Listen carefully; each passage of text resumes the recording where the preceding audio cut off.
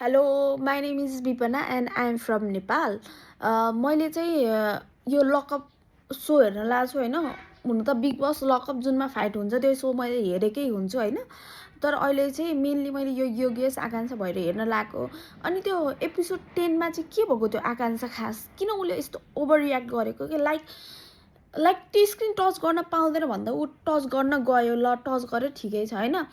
अनि टच नगर भन्दाखेरि त अलिकति चाहिँ छोइन्छ नि। यस्तो ओभर रियाक्ट गरे कि उसको त्यो हातको त्यो चौटै निक्ले हार्ने कि हातको त्यो मासु नै निक्ले हार्ने मलाई लाग्यो भने होइन। अनि त्यति कुरामा चाहिँ उसले चाहिँ एकदमै नराम्रो भन्ने होइन, एकदमै नराम्रो भन्ने। उसको इगो सेटिस्फाई नै भएको थिएन कि अझै उसको इगो चाहिँ कतिखेर सेटिस्फाई भयो भन्दा जब उसले चाहिँ त्यो श्रेयाको खानामा के श्रेयाको फुडमा पानी हाल्थे अनि त्यही पनि उसलाई अझै भएको थिएन कि उसलाई सेटिस्फाई भएको थिएन।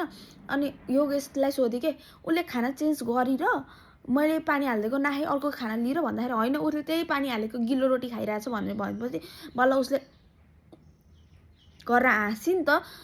कस्तो इभिल स्माइल थियो नि त्यो, कस्तो इभिल वेमा कि कति खुसी भएको कि त्यो त। मैले जितेँ मर्यो, म मेन क्यारेक्टर हो अरे, मैले अरूको लाइफ बर्बाद गरिदिइसकेँ एकजनाको। अब त्यो तिमीहरूमध्ये कसैको हो कि लाइक त्यस्तै तरिकाले हो भने। अनि जे कुरामा नि फ्यामिलीलाई लिएर आउँछन् कि तिनीहरू त लायक जतिखेर तेरा बाप तेरी माँ होइन। अनि सुगर ड्याडीले ए भगवान् उसले त्यति धेरै कमाउँछ, इभन उसको सुगर ड्याडी होस् सुगर मम्मी होस् जोसुकै होस् त्यो त थाहा भइहाल्छ नि। इफ त्यसको बोयफ्रेन्ड हुन्थेन भने ल सुगर ड्याडी छ भनौँ, उसको बोयफ्रेन्ड छ, कति लोयल छ, कति माया गर्छ होइन। उसको छ भने पनि त्यो पत्ता नै लाग्दैन कि, किनभने द वे सी टक होइन। उसले त रियल कुरा फ्याट्टै मुखमा भनिदिइहाल्छ नि त। अनि त्यो के भयो कि मलाई अचम्म पऱ्यो त्यो आकाङ्क्षालाई के कुराको इगो त्यो सेटिस्फाई नभएको होला।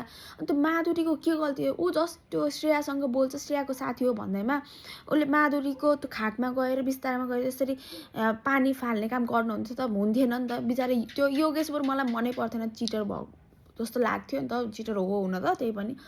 अनि तर उसले चाहिँ त्यो म्याट चेन्ज गरिदिएको लाइक मलाई त्यो कुरा मन पऱ्यो कि। अनि त्यो योगेशलाई पनि थाहा छ कि आकाङ्क्षा इज भेरी रङ, उसले केही भन्न सके छैन। किनभने पहिला पनि त उसले त्यो उल्टो गरेको भएर उसको फलोवर्सहरू घटेको, उसलाई नराम्रो भनिएको थियो। त्यही भएर उसले केही पनि नभनेको रिजन चाहिँ त्यो हो कि, किनभने एकचोटि एउटा सोमा उसले नराम्रो गरिसक्यो उसँग, अब अर्को सोमा पनि नराम्रो गरेपछि चाहिँ फेरि यो उसहरूले के फलोवर्सहरूले चाहिँ उसलाई नराम्रो सोध्छ भनेर हो।